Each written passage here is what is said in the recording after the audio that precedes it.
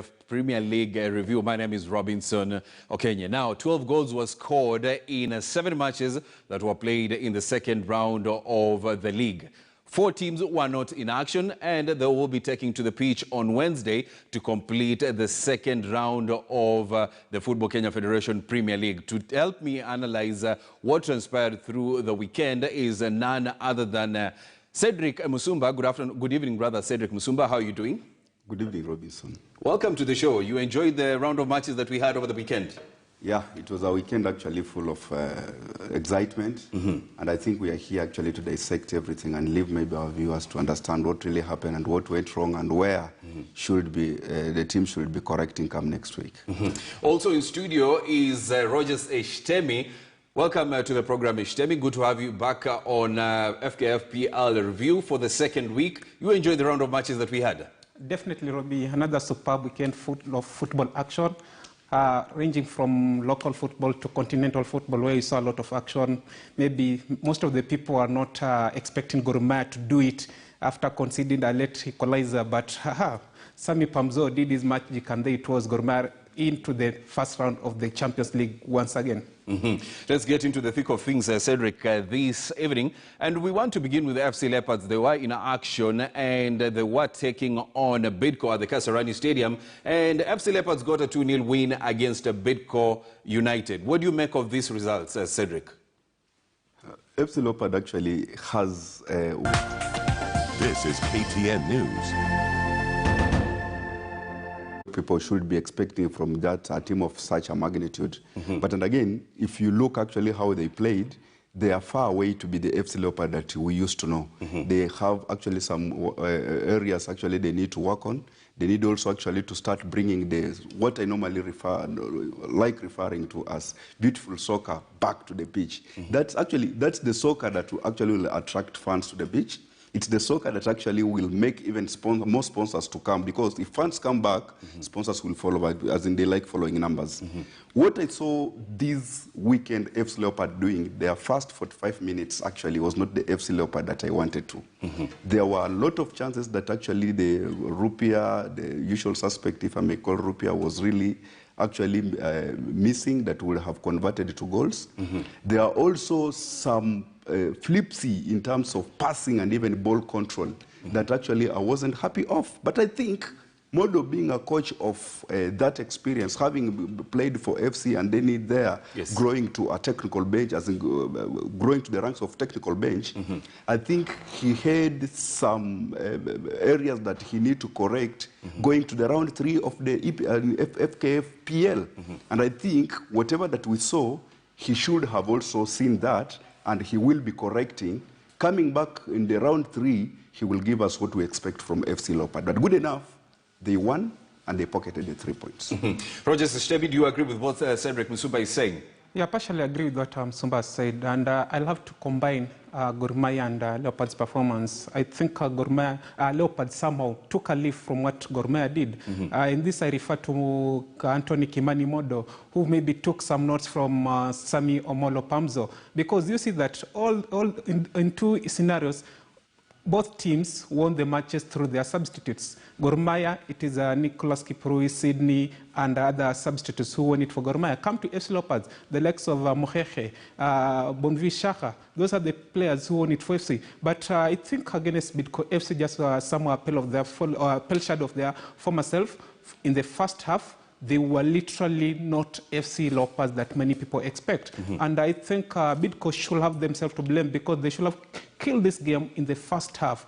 But I think their strikers were not well composed in front of goal, and that's how the match ended in favor of Leopards. Talking to Rupia, I think he needs to be taking each and every chance he's getting, because he has the suppliers. FC has a number of midfielders, the fullbacks, and some of the defenders who can distribute those balls. But now it's up to Rupia to just get composed and finish off those goals. Because if by chance Rupia scores maybe like 17 goals this season, then maybe Leopards can be considered as one of the serious title contenders, because in the FKF PL, you need somebody who can score goal for you.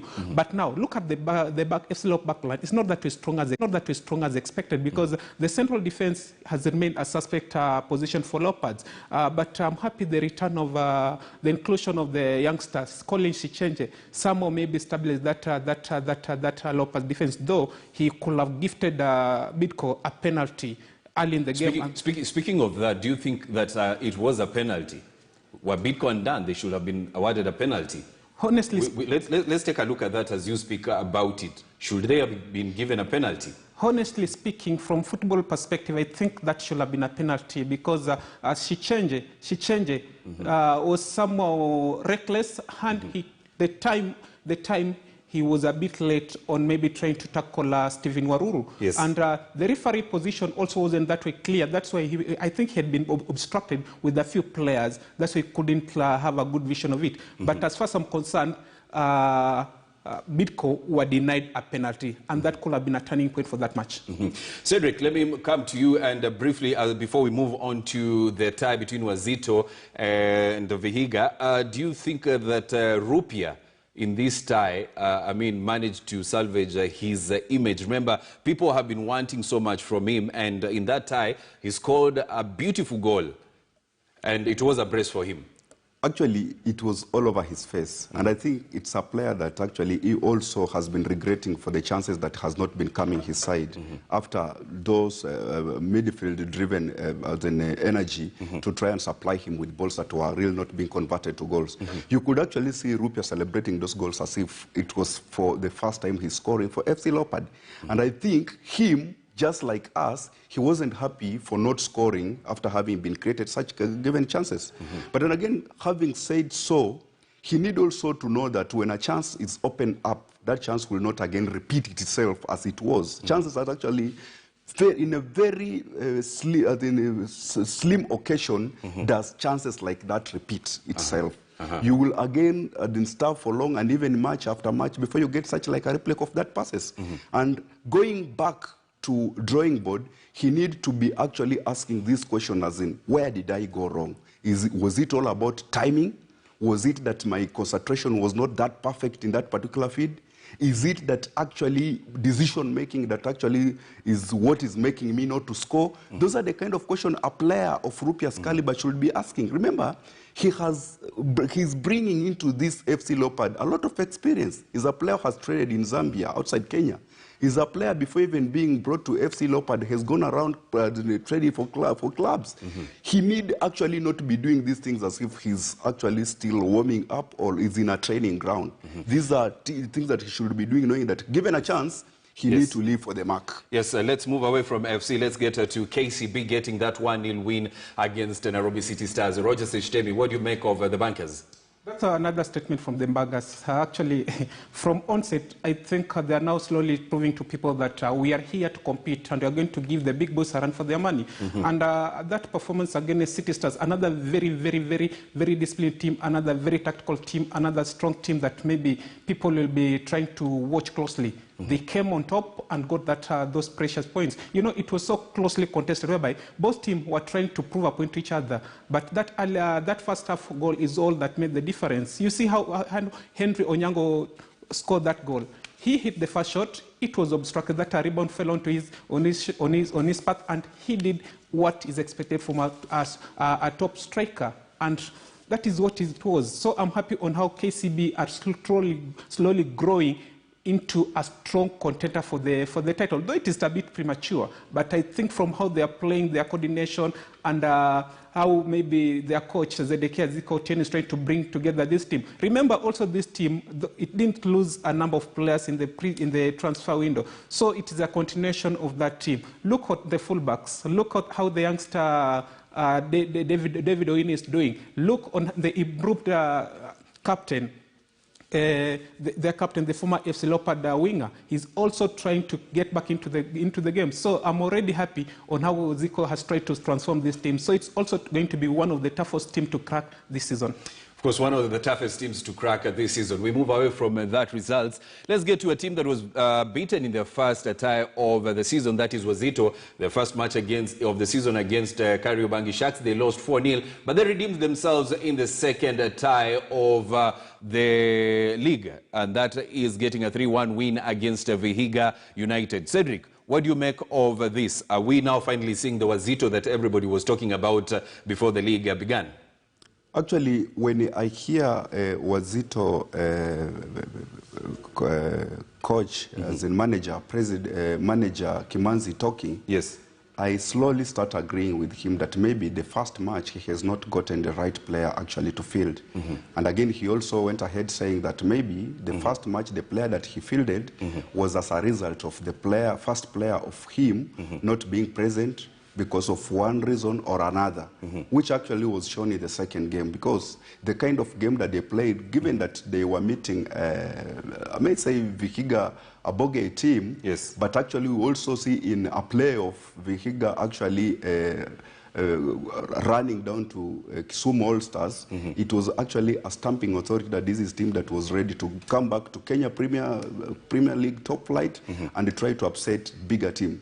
But now, that said and done, Wazito is still equally a bigger team given to the kind of player that it has signed.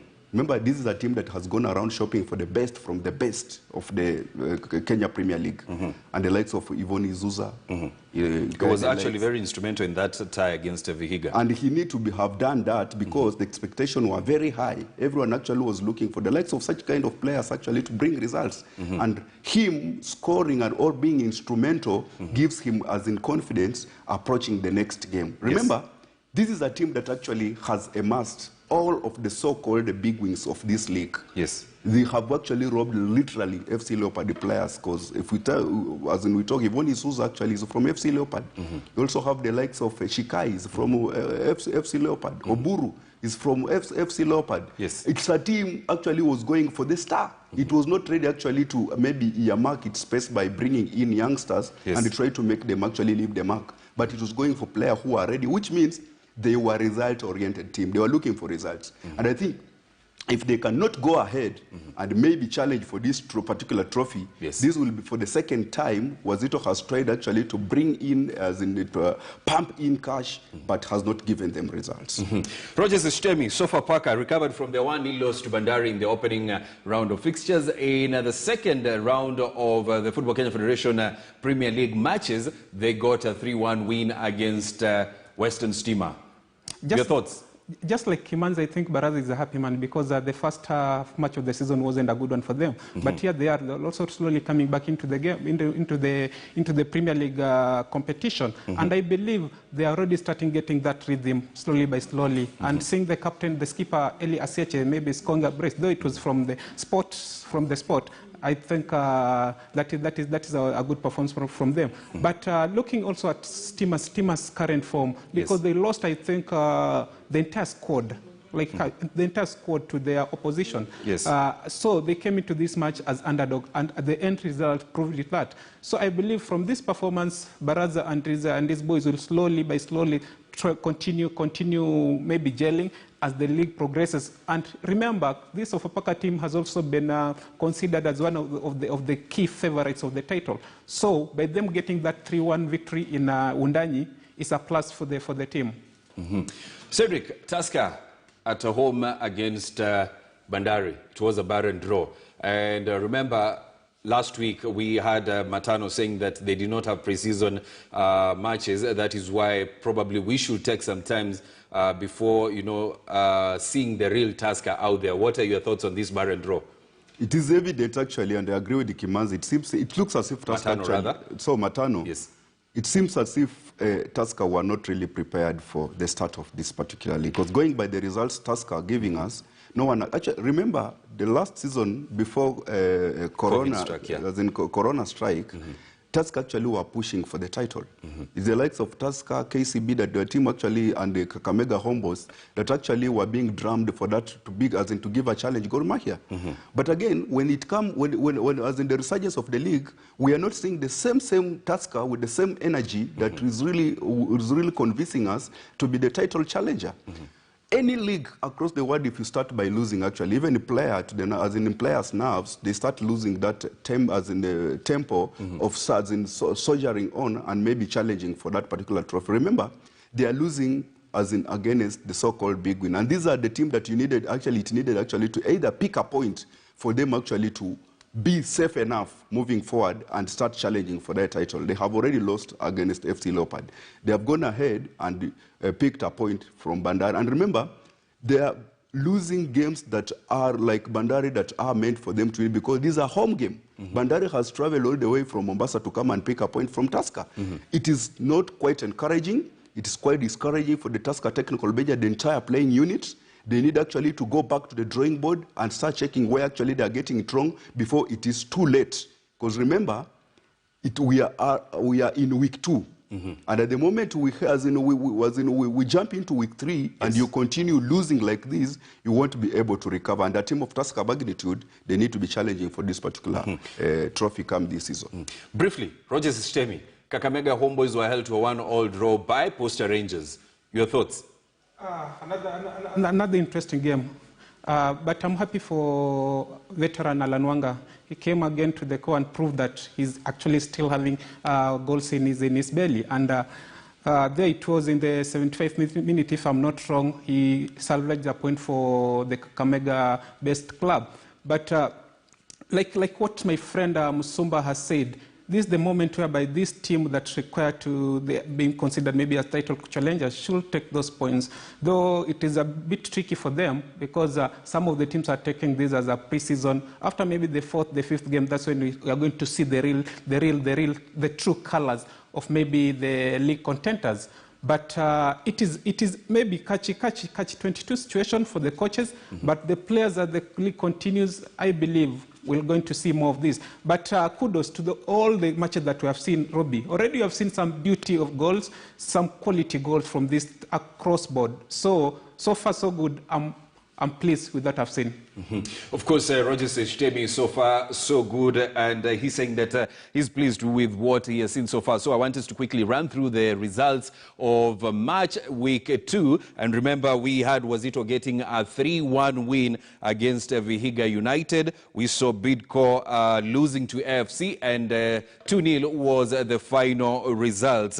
KCB got a 1-0 win against City Stars. Sofapaka settling for a 3-1 win against Western Steam. And Zoya Sugar settled for a barren draw against Kariobangi Sharks. And Tusker FC settled for a barren draw against Posta Rangers. Now, midweek fixtures, we do have Kericho taking on Mathare United and Gor Mahia taking on Ulinzi Stars. Those are the fixtures that we have at the moment. When you take a look at the FKF Premier League table, the team that is at the top is none other than KCB. That is when you take a look at the top of the table. KCB is the team that is at the top after getting 6 points from 2 matches. FC Leopards is second with 6 points, followed by Sharks, Homeboys and Bandari. Sofapaka, City Stars, Wazito, Tusker and Western Steamer follow each other respectively. And then when you take a look at the last 8 teams, we do have Bidco, Zoya Sugar, Posta Rangers, and then Gor Mahia, Mathare United, Kericho and Ulinzi have yet to play a game in this tie so far, while Vihiga is at the bottom of the log without without getting a win in the Football Kenya Federation tie so far. As we wind up, gentlemen, Shtemi, what should we expect going into match week 3? Or rather, not even match week 3, midweek matches that we have. Before going to the midweek, Robbie, another point, I think we need also to talk about Vihiga's indiscipline, because if they have already gotten 2 red cards in their 2 opening matches, and both of them they have lost. So I think Samuel Kotha and these boys need to improve on their discipline. When you get red cards in your return to the top flight football, my friend, then things will be thick for you. Into the midweek matches, I think another clash of titans. Maybe we expect Gor Mahia maybe to carry their CAF Champions League form into the domestic league. Same to maybe Ulinzi Stars. Definitely those are the favorite. But in football, anything can happen. Let's wait and see on Wednesday what is going to pan out. Cedric, as we wind up, what should we expect in midweek? 2 matches are scheduled. I think this team that actually more so the likes of Gor Mahia, they are getting into the midweek match with a lot of pressure. They need to catch up with the likes of FC Leopards that has already bagged 6 points into their bucket. I think it will be a game under their pressure, and they need actually to work hard actually to ensure. Remember, that rivalry is there even if they're not playing against each other. And I think they will be under pressure actually to win. If not a win, pick a draw. If not a win, pick a draw. Remember, 2 matches scheduled for midweek. That is Gor Mahia taking on Ulinzi, while Zukericho takes on Mathare. Will we see more goals? Remember, the first ties of match week 2 were played 7 fixtures that we had, and we had 12 goals. Are we going to see many more? We'll have to wait and see. Thanks a lot, gentlemen. That is Roger Sishtemi and Cedric Musumba for finding time and dissecting what transpired in match week 2 of the Football Kenya.